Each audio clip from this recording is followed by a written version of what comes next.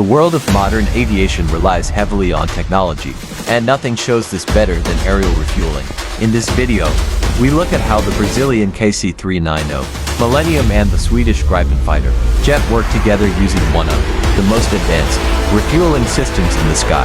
The KC-390 is designed with cutting-edge fly-by-wire controls, advanced mission computers, and powerful turbines that keep it stable, perfect for refueling operations. Its programmed system deploys a high-performance code with sensors that control turbulence and air power. On the other hand, the Gripen uses a highly responsive refueling guided by digital avionics and on-flight safety.